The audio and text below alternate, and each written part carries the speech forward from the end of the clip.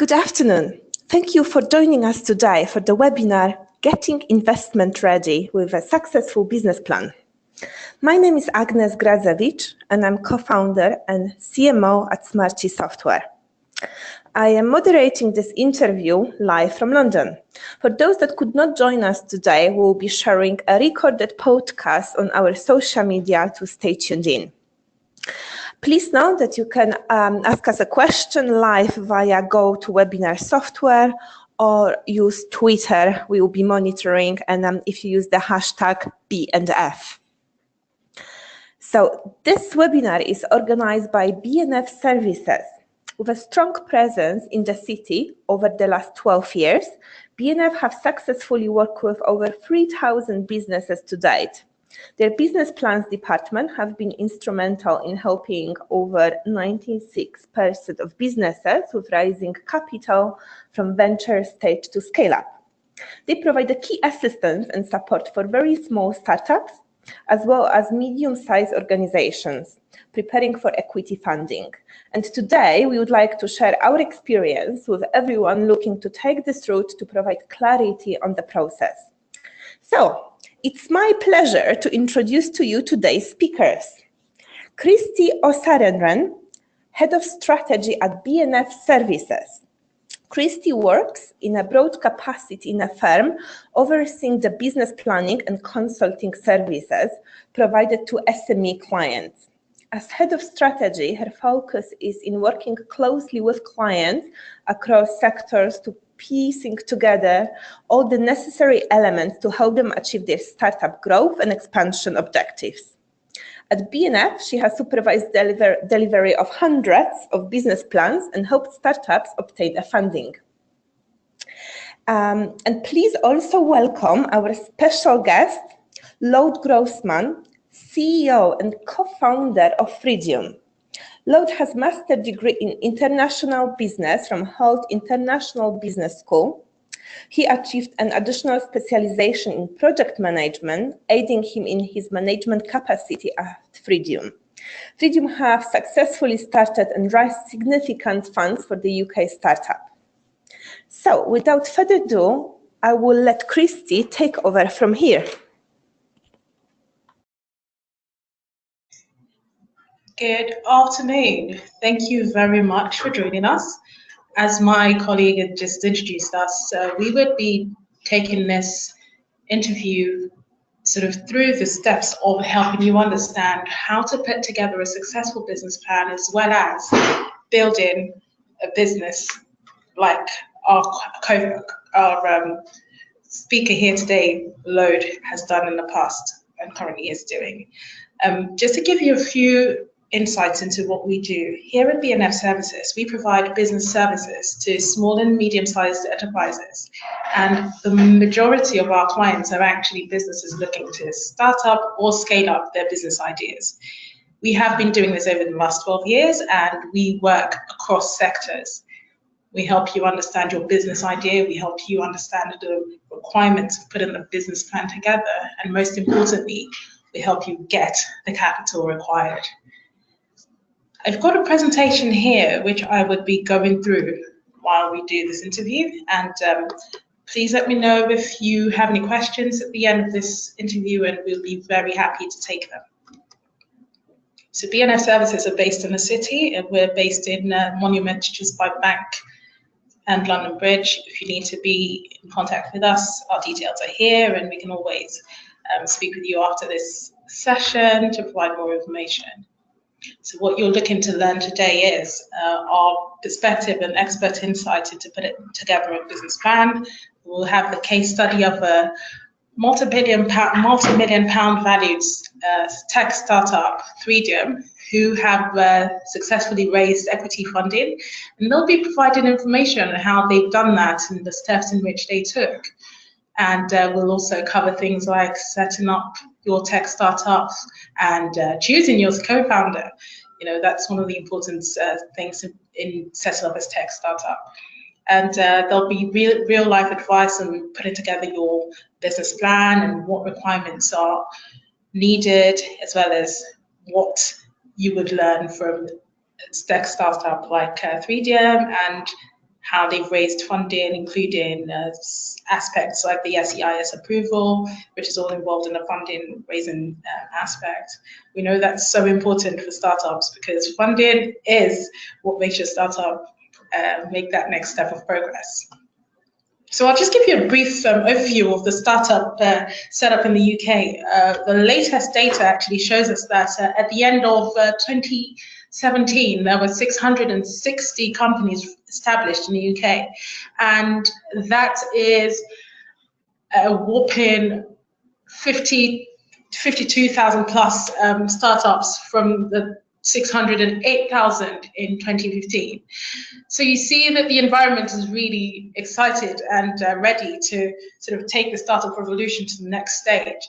And we come in to help make this a possibility for firms and individuals like yourselves who've joined us today.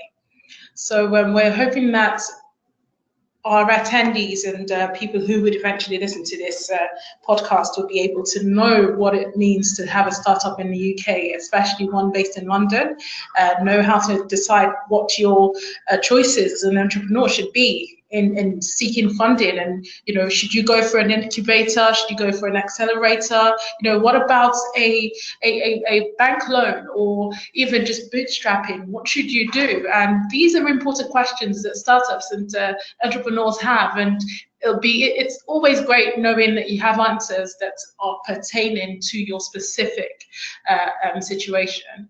And we've also got information for you about co-founders, because our guest here today, Lode, who has worked with his co-founders to date, has very insightful tips on what to do regarding choosing your co-founders and ensuring that you work together with synergy in building your business idea.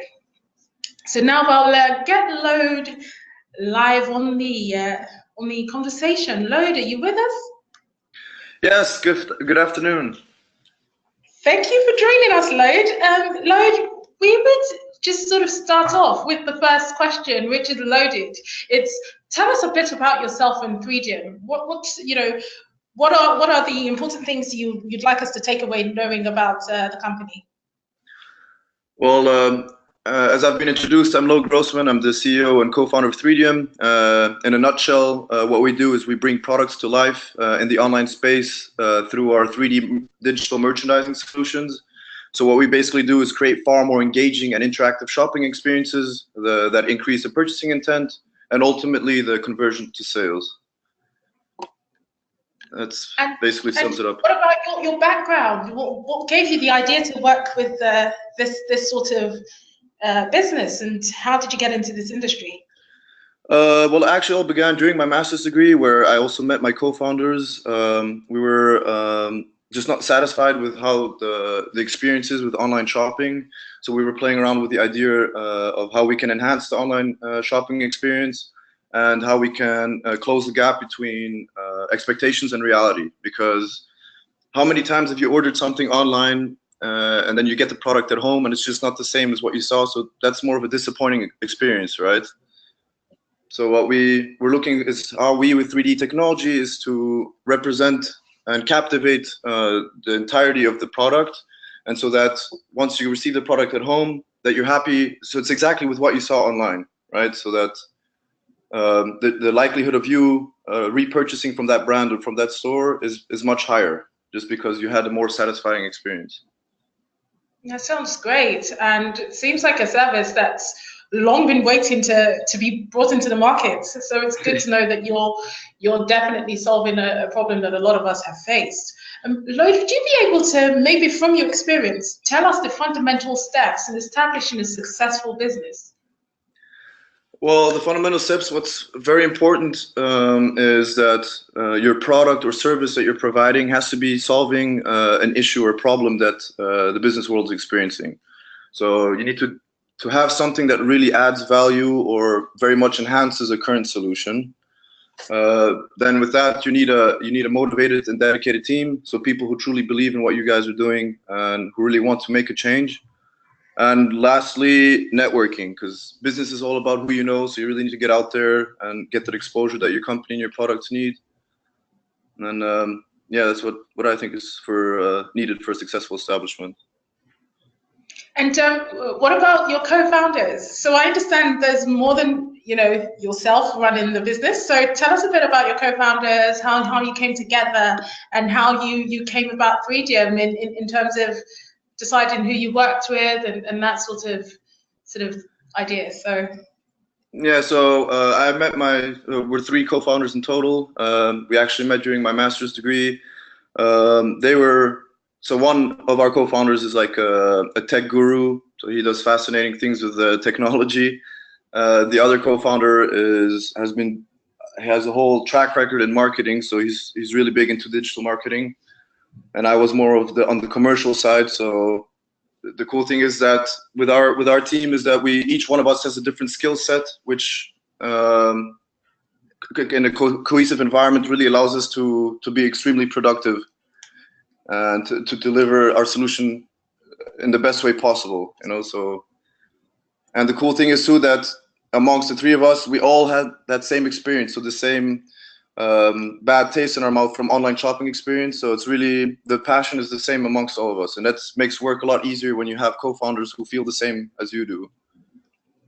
So do you think that it's necessary not just to have people who feel the same way, but bring skills that are essential to building the business? Because I'm sure a lot of our attendees have friends and people that they would love to work with, but where the skill set is sort of an issue, it brings to question if choosing a co-founder should be just is it a decision that should be based on having all of these attributes?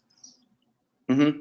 So yeah, it shouldn't just be skills, but it shouldn't just be passion either. So it should be a mix of the things that I've mentioned. Awesome. So now, what stage are you at? And could you give us some information as to how you'd gone from just having the business idea to actually raising the funds? Because I know you've raised a successful Series A, it seems, for your business. So basically, we've been at it for quite a few months. We were attending different events around angel investors, accelerators, basically everybody that's involved in the investing world. And it's at one of these events where we got in touch with an accelerator. We actually presented our idea to the accelerator, who was very fond of our solution. And so this accelerator gave us the opportunity to present our company to, I think, 11 different investors. This was last week. And among 8 companies, we were chosen for an investment of £100,000.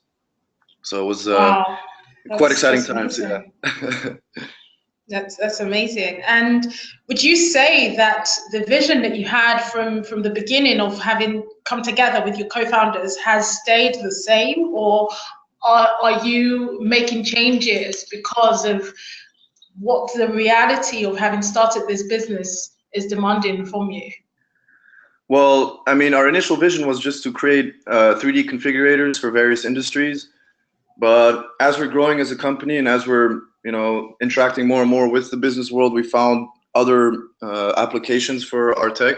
So although we first started with 3D configurators, we now moved to digital merchandising. Our tech is also compatible with VR, virtual reality. So there's a lot of opportunities that we're starting to find and that we can tap into as we're growing as a business. So I wouldn't say that our initial vision has changed. I would just say it broadened. And do you think that's important, being able to make the shift or the inclusion or expansion as you go along, because there's a reality that you're dealing with when setting up your business? And how much of that should entrepreneurs have to take into consideration? Well, so I think it's extremely important because sometimes people are too focused or too in love with their product and are not willing to adapt it to what it really should be. And this can be very destructive for a startup. So with us too, we had a very difficult time with just trying to sell off 3D configurators. And it's only once we started to split into these other services that we're seeing the success that they're having right now. So it's really, being able to adopt to the environment, right? The business environment. That's great. So obviously, the reason you're with us today is we've worked with you in the past. I just want our audience to actually know how that came about. So, what was the attraction to BNF Services? How did you find out about us? Well, actually, before establishing our own company, I previously worked at another startup. They used the BNF services for their business plan, and they were very happy with the results.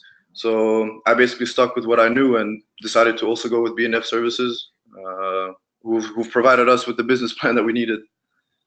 That's great. And in putting your business plan before investors and the accelerator that you'd been to, would you say that there were specific things contained in the business plan that would stand out as being recommended to every business owner out there looking to raise funding? Well, the good thing about the business plan is that it's a detailed document that really shows what your business is, right? So if you read through the business plan, you should immediately know all the benefits, features, everything that has to do with your business. And with this, you can boil it down to your pitch deck, right? So I would say the necessities of the business plan is one, really explaining what your product or service is. And the other is also the projections. So this is things that investors are looking at. Why should they invest into you? What are your growth projections? What kind of numbers are you expecting to see in the next year, 2 years, 3 years? And you mentioned as well, in terms of what the business does, how important is it to have that clearly stated? And in terms of the solution being preferred by the business, is that something that you believe would be useful in having a business plan? Because obviously there's a pitch deck, and there's sometimes investors are just expecting you to say what the end goal is, but in terms of details, what would you say the business plan that we worked with you in providing was able to put forward? Well, yeah, so as I mentioned, it's really because some things, the numbers might seem nice, but the investor needs to understand what it is you're really solving. What does your product do, or your service? How is it useful for companies or for customers, right? So once you bring across the product itself, it's then also less about the features of the product, but the actual benefits. So what are companies or customers gaining from your product? And then lastly, this is where you then explain from all these gains and positive things of your service or product, this is how you're going to make money, right? So that your actual the business model, the revenue model, should be explained through your product. It sounds great, Lloyd. In a few words, can you tell me what your branding strategy has been and how you've got your name out there, and how you've been able to attract necessary sort of interest in the business? Well, for our branding strategy, basically, most people don't know this, but 3DM, well, EM basically is an aggregation or a mass of something. So we call ourselves 3DM because we're like the mass of all 3D related things. And what our branding strategy basically is to really attend as many of these startup events, exhibitions, business shows as we can, to really start to get our name out there, so that people know when it comes to 3D work that we're involved with it. And so over the first few months, of course, it's always difficult, but the cool thing is as you proceed and attending these different type of events, you start meeting the same people who introduce you to their colleagues and whatnot. So now it's happened a lot of times that people have heard of our company, but I haven't heard of theirs. So it's really, I would say networking is extremely important for the branding strategy. Okay. And in terms of investors that you've approached, did you use a crowdfunding platform, and how many did you have to speak with to ensure that your idea was gaining traction in terms of just generic numbers? Yeah, so for us, I would say it's rather unusual because, I mean, we didn't go through a crowdfunding platform. we basically just met this accelerator who gave us the opportunity, and we received investment with our first go. This is not, I would say, not usual for businesses, but it's just that we have a very developed product compared to other startups. So I think this is also a point to take into consideration. So making sure you've built a product that's that you can show, and that's already, I guess. Well, so the selling point for us was that we already have paying clients, right? So we're showing on a small scale, look, our product works and people are paying us for it. So we need more money to be able to scale the business. And there's a lot of startups who want to raise investment with just an idea or an MVP, right? But the best way is if you have, even if it's just 2 or 3 customers, but they're paying on a monthly basis, or you just have money coming into the business, that always reassures investors, right? And so obviously with your very I guess your very positive outcome, would you say you encountered any obstacles in sort of raising this funds? I mean, like any other business, we've had a lot of obstacles, right? So things like difficult clients, timelines, late payments, all kinds of things. And for raising funds, because the thing is that raising funds really takes a lot of time, right? And so you need to be able to maintain and run a business while you also need to really focus on raising the funds. So it's this time management issue here that you really need to look at. And that's why it's good to have more than one co-founder, well, more than one founder basically, so that someone can focus on raising funds, looking for investment, while the others can continue running the business. And in terms of the business plan, I'll just quickly go back to something else that I think is important. How much input did you have in structuring the business plan, and was there a platform to have this implemented when you approached B&F Services? Yeah, so basically we had a couple of meetings where we would explain what it is we do, and then we would run over through the drafts. Because the thing is too, that as we were writing the business plan, we were making some major decisions on our way of business, and so yeah, we had a close collaboration with B&F Services, who were kind enough to make a lot of changes to our business plan as we were moving forward. But it definitely gave us a clear business plan that also allowed us to make a very simple and strong pitch deck, which has allowed us to raise £100,000. If you had to say one word for the most important thing in this whole journey, what would you say it was? Because I was sort of going into what you would recommend, startups to do and any advice you can give. So starting with, what's your one word that, I guess, covers all of this journey and the experience that you've had so far? One word, I would probably say persistence, because it's definitely hard, and especially it's much longer hours than regular businesses. And especially in the beginning, you make like hardly any money compared to everyone else around you making money. So it's very difficult sometimes to stay motivated. But if you truly believe in your product and really have that passion for, being an entrepreneur, then in the long run, it's definitely going to pay off. And anyone in the process of thinking about their own business, can you give them some sort of pointers that they can take with them from today in making sure that their business endeavor is a successful one? Yeah, so one thing is that working with friends isn't always easy. You gotta sometimes always remember to leave your egos at the door and strictly focus on business. Everything else has to be left outside. And that's that line is crossed a lot of times in business. Other than that, yeah, passion, really, and this motivation for your product or service. You got to truly believe in what you're doing if you really want to succeed, and it's this passion which will allow you to drive and keep going forward even when times are hard, because there's going to be a lot of times where clients will be difficult, payments are late, or false promises. But if you just keep going, and truly try, you know, especially with this networking too, getting to know as many people as you can, especially in the relevant sectors, that will definitely help to create a successful business. And looking into the future, so what are your next goals, and are there any targets, and are there any things that you're looking forward to doing with 3Dium?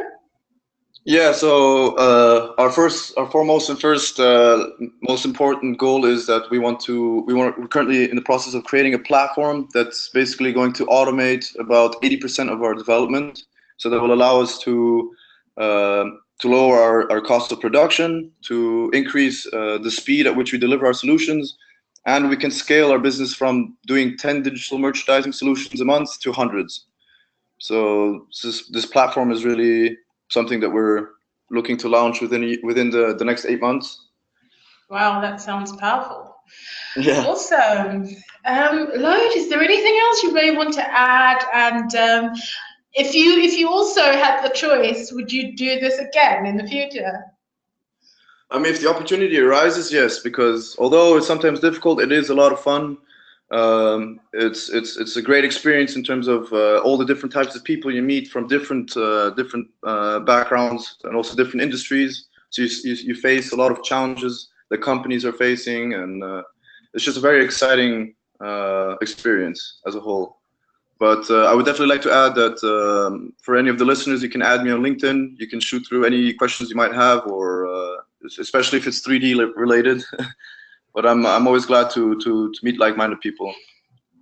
That's great. That's great. Thank you so much, Lloyd. It's been great speaking with you. We've got your details here for 3Dium, obviously, but we can always connect you with our audience directly once this is done with. I'll go over to my colleague now. Thank you so much for listening. Thank you so much, Christy and Lloyd, for sharing fascinating insights. I'm sure they are very helpful for all the startups. I mean, I've got actually a couple of questions from the audience for both of you, Christy and Lloyd. So the first one, I guess, would go to Lloyd and Christy. Would you recommend approaching investors outside the UK? So maybe Lloyd, maybe you could start if you have any experience with approaching investors outside of the UK. And then we will go to Christy if you could give us a further comments.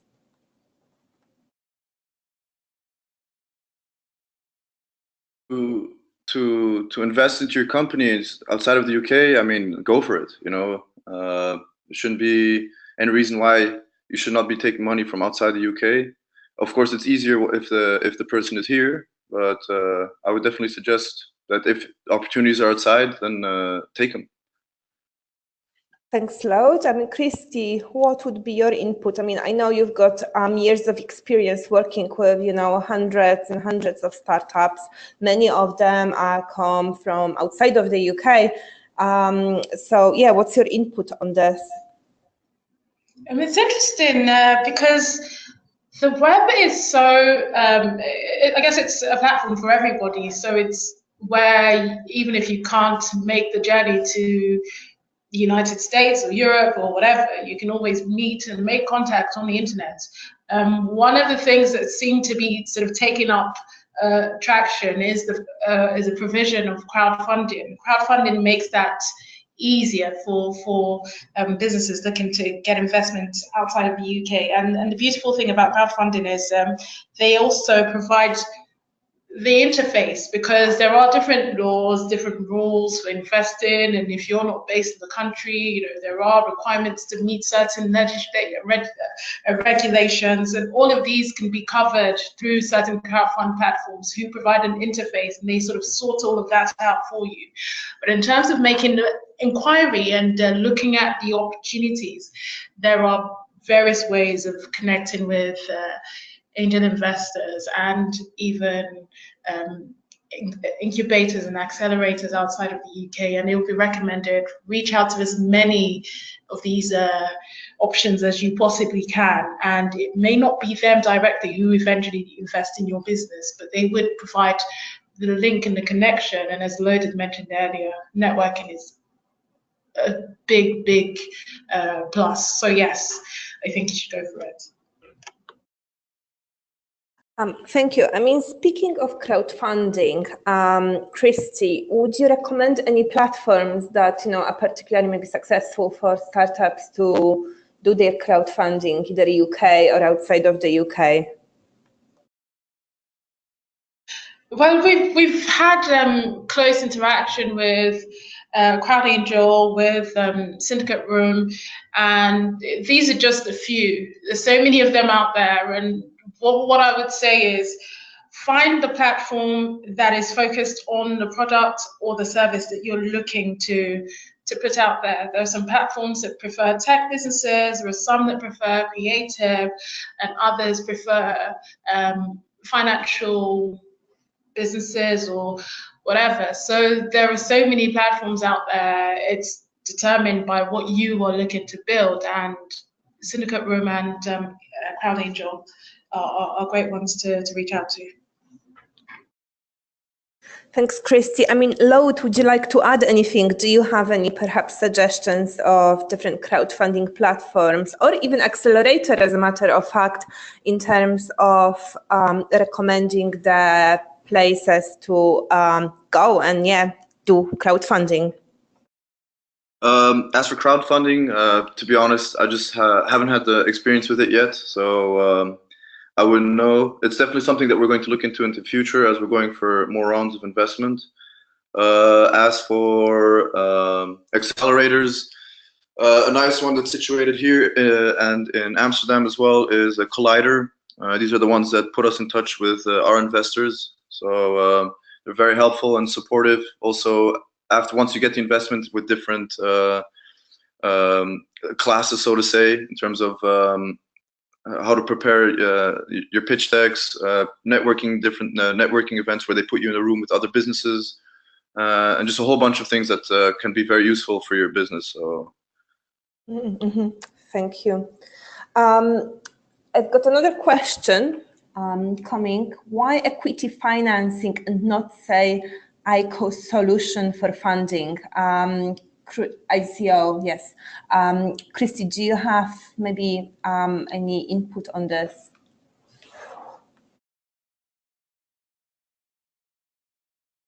With ICO, there's so many different perspectives about it right now because it's one of those new platforms, and some investors are quick to take up new technology, while some other investors are suspicious because there have been issues around Bitcoin. Have you seen the value has been, just stratospheric, and then it drops. So there's uncertainties around ICO solutions rather than equity financing, which is tried and tested.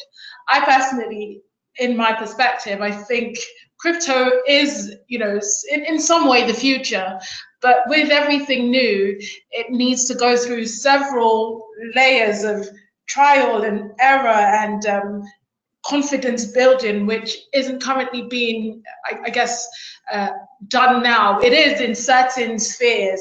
In fintech, crypto is sort of shooting forward. But in terms of generally using ICOs to raise funding for businesses, I think that's still way, way, way ahead of what's currently going on. And I'd love to hear what Lode has to say on this, because obviously they're a tech startup. Is there anything you'd like to add, Lode?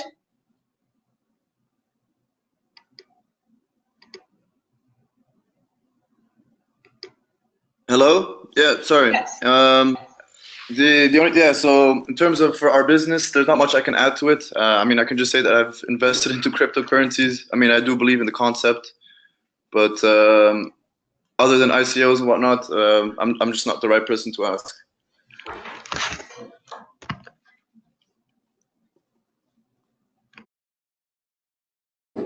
Okay, Christy. So we've got another question coming in, and I guess it will be the last question. I mean, let me just have a look at the list of the questions. I think Yvonne asked, basically, obviously, money is the issue at the beginning, especially when starting the business, not having enough customers or enough cash flow going through business. And she's asking what would be the best advice for entrepreneurs that obviously need to leave, pay expenses. So maybe we can start with Load. Excuse me. If you have any advice for those entrepreneurs that are just at the beginning of the road and they don't have enough paying customers yet, but obviously, that's their goal and aim to make it full time. How would you comment on this? Well, for one, once the British market closes, so basically when it's 5 o'clock here, there's other places in the world you can call and also potentially sell your service. So, I mean, this is what I meant earlier with long hours, especially in the beginning. I mean, you really need to get out there and find clients who are interested. So if business closes here, then call a market that's open and try your luck over there, right? And again, these exhibitions and events that I've been speaking to, because this allows you to meet a whole lot of people in the same day, right? Other companies, they try cold calling, emails. I mean, there's a lot of ways to try to reach out to potential customers, but I would really recommend these different types of networking events and business exhibitions. Thank you, Load. I mean, Christy, now back to you. So I know, again, you did work with many startups, and I know you've been doing the live pitching events where you actually met many of the companies or business owners that were at the very beginning of their journey. What's your recommendation for the future entrepreneurs or people who actually they're working full-time or thinking of giving up their job? And their main worry is actually how they will live without having enough customers. Loaded said earlier, entrepreneurship is hard. It is a persistence journey. What I've sort of worked out from having spoken to so many business owners is people don't just set out to start a business. You don't make a decision to start a business as a frivolous decision. A lot of thinking and planning has to go into it. And sadly, starting a business is not an alternative to having a livelihood. Starting a business is a strategic decision. You make a decision to start a business after counting all of the costs required to start the business. Now, that doesn't sort of eliminate the fact that there would be cash flow issues, or you would be strapped up with having to pay for costs or for things, even though the business isn't necessarily in operation. So what I would say about that aspect is have a bit of a nest egg somewhere that you've either saved up or put together from friends and family. With this particular one, actually, what is recommended is when you are starting out, don't start out on borrowed money. Start out with money that you know either is available at no cost or that you've saved up yourself. So you're not expending more than you should. And in the event of sort of getting more interest on your business, get out there as soon as possible.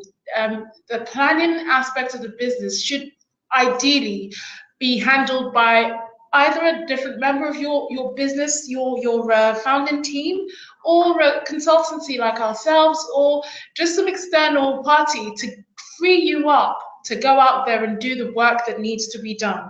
Your business is only going to become operational once you have customers. And so that should be a major focus. Get your customers as soon as you can.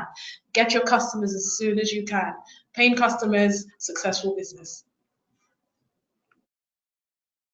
Wow, thank you, Christy. Unfortunately, we are out of time. There's still a lot of questions that we didn't manage to answer, but for those who did submit the questions, we'll try to get back to you via email and hopefully respond to your questions. Again, thanks very much to Load and Christy for tuning in live and sharing the insights. As I know, BNF is planning to do way more of those live interviews in upcoming weeks. So please do stay tuned and follow us on social media and subscribe to our newsletter So to make sure you don't miss any of those live interviews. Thank you very much and have a good evening.